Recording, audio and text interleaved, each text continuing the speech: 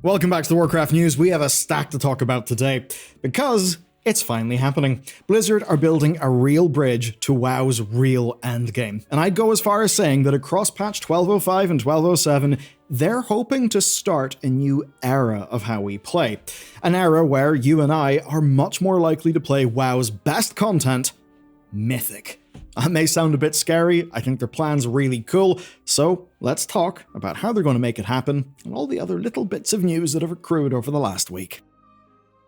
The new era then. So, raid size and difficulty have always been controversial. Trust me, I've literally played since pretty much the beginning. You see, every expansion used to change things drastically. We've had 40-man raids, 10-man raids, 25-man raids, and even back in, say, Wrath of the Lich King, 10 basically was easy mode, where 25 would kind of be the harder mode. It's really been confusing, but they started codifying things in Cataclysm, where they did 10 and 25 with shared lockouts. That basically gave us years of only having normal and heroic.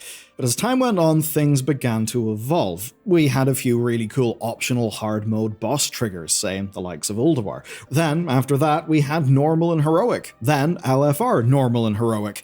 But everything changed whenever Flex came along. You see, Flex was a mode made for the Siege of Orgrimmar raid that was easier than normal, but harder than LFR, and scaled between 10 and 25 players. Its idea was simple: let people play the game, and if someone in your team doesn't show up, say in your 25-man guild, that's fine, the raid can go on. A 10-man guild could bring players who would otherwise have to sit on the bench. That's what my guild at the time really benefited from with those changes, and it's safe to say that Flex worked, because it took Normal's place entirely.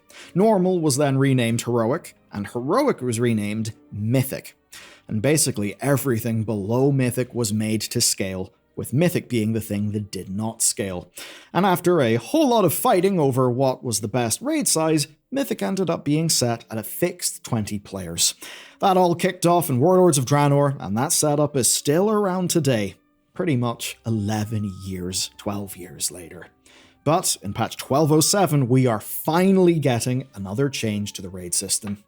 In an interview with Max of Liquid, Blizzard designers announced the upcoming one-boss raid, Sporefall, is going to scale between 15 and 25 players on Mythic difficulty. And what that means is Mythic Flex is finally real.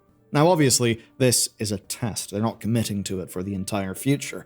They want to see, though, if raid size really is the problem. And by problem, I quite simply mean that there's many guilds like, say, mine. We tend to raid with 11, 12, 13, 14, 15 people. If we wanted to start doing mythics, which quite a few of us do actually want to do, we would need to recruit way more players. But with Mythic Flex, all we need to do is hit 15 players. Blizzard's big test, then, is that once this feature gets enabled, will more guilds, like say the one that I'm in, step up to Mythic now that this roster can be a bit more flexible. Now, in the interview, lead game designer Taylor Sanders also told Max that they're aware of how hard it is to transition to Mythic from Heroic, and basically they're running this one boss as an experiment, where it'll be Flex for Sporefall only, basically just to see if letting Heroic guilds taste some Mythic works out. Sadly, though, it is an early thing, and that actually means there's a 0 chance that we'll get Mythic Flex for the 12.1 raid. That's unfortunate, but I'm not going to bust Blizzard's balls on it because 1201 is right after 1207, and there's no point in rushing the findings of their experiment. But what I do think is it's an insanely good experiment. It basically has my whole guild excited. I've heard similar from way more people that I've talked about. So if this paves the way for a more accessible Mythic, by which I mean one that you can step into and access because the roster requirements are not as fixed, then hopefully that properly rock-hard difficulty will be open to more people. You know what? I think we may be some of those people. Heroic Lura is some of the most fun I've had in World of Warcraft, probably since Heroic Razagath. And that's because, unlike end bosses of the last, most of the last patches, Lura is actually hard. Hard in a way that your Sarkareths and your Pharax and your War Within end bosses, even Dimensius, weren't. So if this works out, it will be a massive boon for World of Warcraft. And the big reason why is that their encounters are quite simply some of the best.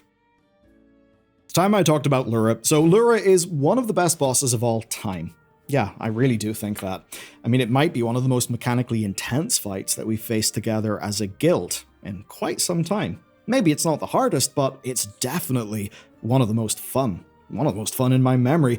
Definitely tops the likes of Lei Shen, who has existed in my top tier of bosses for a very long time indeed. I think it was also WoW game director Ian Hazacostas' favorite raid boss for at least quite a bit of time. But anyway, it is clear via the likes of Lura that WoW's encounter designers have massively leveled up in recent years. I mean, the personal responsibility stuff in the Lura fight is insane, in a good way. Dodging glaives, placing runes, and managing the crystals makes the entire fight an engaging cooperative experience for almost everyone. It feels amazing. And it's a fight that every player has got to contribute to, instead of just the raid leader figuring out a strategy and issuing orders to people. And it really is good in the details. The intermissions dodges are super tight. Aiming the beams at the cores in Phase 2 takes precision, not just standing on the random marker that your raid leader dropped for you. It is so much fun that it has single-handedly lit a fire under our whole guild. And not just Lura, because Illyria and Bellular were amazing fights as well. Raiding in WoW is genuinely some of the best that it's ever been, at least for us, and that makes us want to progress to Mythic, to rise up to that challenge. But managing 20 people is a complete nightmare. We usually raid with a 13 to 14 person roster, and even then we usually have a few people missing. You know, we're kind of getting old. People are beginning to have families and serious careers, which means work emergencies, late cancellations, life getting in the way. Now, without Flex Heroic, we would pretty much be screwed every season because of the roster problems we'd have if Heroic was fixed 10 or 25 as it was in the past. But we have Flex Heroic. It works, and for us, it has basically saved raiding. And if the Mythic Flex experience works out well, it could actually fix one of the biggest problems in World of Warcraft right now, at least for mid-core guilds like ours. You see, right now, we get Curve in a few weeks, and then we stop raiding because we can't really move up the difficulty anymore. We don't want to expand our roster. Now, some of us stick around, but others just dip for the rest of the season, and it's probably like that in many of your guilds as well. But if we could progress to Mythic without the logistics of a fixed 20-man roster, we would be sticking around playing WoW for way, way longer. Long enough to, perhaps, be excited by features like, say, the Void Core.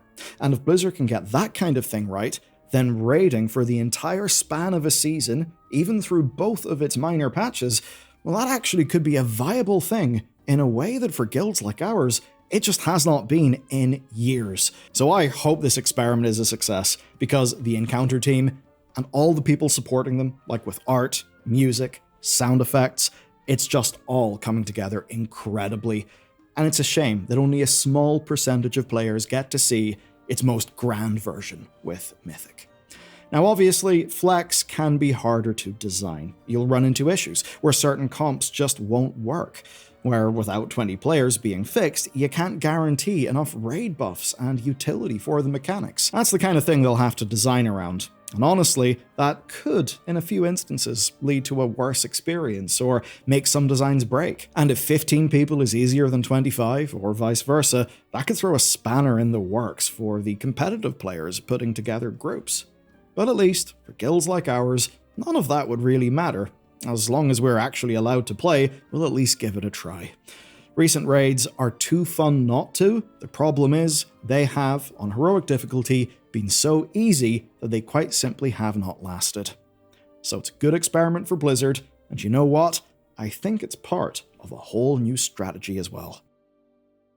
Raiding's obviously not the only gameplay WoW is pushing these days, and this week's patch is evidence of that. It's adding a new upper tier of Mythic Plus raiding, and what they're doing here is really, really cool. So if you hit 3400 or above, you'll get Keystone Myth, which will get you a time-lost saddle. You'll then be able to trade that in for some new mount recolors, or for an old Keystone Master or Legend mount of your choice. And it's from a pretty damn long list too. Plus, if you're in the top 1% of Mythic Plus rating in a region, you will get the Umbral Champion title and a new exclusive mount. Basically, It's like the Gladiator mount for PvP, but for Mythic Plus. Pretty awesome. But they're actually doing some other good things as well. They're clearly trying. You see, currently in the game, Mythic Plus 10s are easier than ever before, and they're also basically the cap of what you need to do for gear progression. The problem is, they've ended up being so easy that decently skilled players were just hitting over 2000 rating within the first week, and then just finding that the season hasn't lasted. And that's where I can't help but analyze the situation. And maybe this is just a reaction to this season, but I do think that this change with Mythic Plus rewards, and of course Mythic Flex, I think those can't be accidents. I think Blizzard are basically trying to divorce some aspects of high-end play from just gear being the only motivator. That's a healthy thing in my book, where instead of gear being the reason that you play, gear is just a stepping stone on your way to those higher level achievements that basically give you some real legit bragging rights. And of course, with the Voidforge, this patch is letting you target the likes of, say, BIS items, so I think that means we can really see their experiment taking shape. You know, it's all about carrots, and gear was always one of the biggest reasons to play WoW. It was the big carrot. Your power going up was the thing to chase. I think Blizzard are now experimenting by easing off a little. You may have noticed that getting gear is easier than ever right now, so in a way, they're kind of replacing some of the motivation that gearing used to give you in PvE. The 1% title and 3400 rating mount are, of course, still carrots, but they're very different in their nature. Gear is about character progression and power, but rating and mythic rating, well, those are about mastery. Maybe even just being Mr. Big Balls. They're about bragging rights.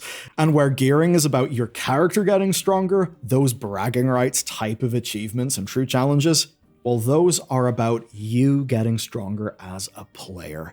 That, I think, is something that WoW needs to target more. It's why these changes are so damn welcome. But if you're thinking about this with dungeons in mind, you may be thinking, well, this all sounds good, but there's no bloody tanks, and I hate trying to find a group. It absolutely sucks. Yeah, you're right. The good news is Blizzard have actually got a response to that. Lindormi's guidance is being ported to high keys. That's Blizzard's big answer, and this really is something. Now, the new version of it is called Lindormi's Glow. And what it does is it lets tanks enable the mob percent guide for any and all key levels. And what that means is that if you don't want to install MDT or learn a bunch of community routes, you can just run the Lindormi route. Now, it will not be a perfect route for pushing extremely high keys, but I think it'll have an amazing effect for tanks just doing their weekly 10s. One of the reasons people don't want to jump into Mythic Plus as a tank is, well, if you didn't get in on the ground floor when people were learning the dungeons, you're basically going to feel like your chances of cocking up and ruining the run for everyone else are way too high. You won't want the stress, you won't want the social penalty, and that's where this is really good, because you can just flick this on, and with it you'll get a route, which basically means you can let the route do the routing, you can focus on tanking, and basically, I think it's a better, learning environment. Now, in the channel before, we've talked about the power of the default effect in World of Warcraft. And I think Blizzard are now starting to understand how to use defaults to kind of shape the behavior they want to see. And in this case, it's genius. Tanking is a massively stressful role because you've got to lead. And worse than that, your DPS will flame you for not doing the fastest route. Starting off as a tank is almost impossible without studying loads of third-party sources. But with Lindormi's Glow, newer or more casual tanks will basically have a fallback option that players are a lot less likely to flame about because it is basically the built-in Blizzard thing. Won't be the fastest, but it'll be safe, it'll be reliable, and I think in the context of a plus 10, that's what most people are looking for. So what we see across all these stories is that Blizzard are serious about getting you to play the higher-end content in WoW. I think that's smart, and overall what we're seeing is their whole game plan coming together. With Housing, Blizzard made a huge play for the casual audience who just want to hang out instead of getting really sweaty. Or, maybe they want to hang out and get sweaty, but in a little bit of a different, private way, now no longer in Goldshire. And hell, a whole lot of WoW's recent focus has been on what Holly calls the mid-core audience. and we really see the evidence of that. They've been opening up the middle of the game with the likes of Prey and Delves, I think to great success. World content has been massively overhauled, but all the while, Mythic rating and M+ have gotten better and better, they've iterated, but they haven't really changed fundamentally. I guess, until now. Until all these things we're talking about, where Blizzard are clearly trying to open the door. They're trying to get more people into that ecosystem. If they do it right, then those mid-core players could convert into hardcore players. Maybe people like, say, a bunch of the ones I've played WoW with for the last decade. We're the kind of WoW subscriber who does pretty much show up every single patch. That's what Blizzard wants. That's the ideal customer. But what I like most about it is how they're doing this without breaking what works for the dedicated players who have just always been there. I've got to say I love it. And usually changes to a game like WoW are driven by fear or by anxiety, A scared Blizzard, worried about their engagement, would say make raiding an M+ easier. They'd make gearing perhaps take a bit longer, right? To stretch the progression out. And that sort of thing should work. Character progression is the easiest carrot to add, and it's a fairly satisfying one. Just look at any ARPG. They've got endless progression on an endless treadmill. But now, by pushing WoW's higher end of achievements away from the early gearing curve, I think Blizzard are taking a little bit of a stand. The easiest way I can put it is that changes like this speak to a more confident Blizzard, at least from what I can see. A game team that are basically saying, well, we know our game is fun, so let's get the most out of it, instead of one that's left trying to trick players into staying on an infinite gear treadmill. Do you know what? That's an idea that I can get behind. Even if all of this stuff goes to shit and fails, you know what? At least Lura was an awesome boss, and at least I know the encounter design team can cook up more bangers like that. But if this stuff goes well, I think it could be humongous for the long tail of World of Warcraft. Do you know what? That's the kind of thing that actually plays to the interests of WoW's most dedicated players. Those of us who, I guess, have just been here for the long haul. Sometimes companies can almost come off so focused on new customer acquisition that as an existing customer, you just feel a bit left behind. Here, though, I think they know they've gotten a bunch of new people, but that their next job is to actually turn more of them into mid-core and hardcore players. That can only be healthy for the game. Just about everything that they've talked about and that we've covered in this video is kind of a banger, in my view. So there you go. Go and try to fight Lura if you can, especially in heroic difficulty. It's an awesome boss. Guarantee you'll have fun with it. And if you want a taste of the numbers driving Blizzard's decisions, I have got a video for you. It's one that even dives into what we believe are the actual concurrency numbers for World of Warcraft relative to other games. It's a very interesting thing, and it'll be the next video that will appear on the little box on the screen. So, thanks for listening, and I'll see you over there.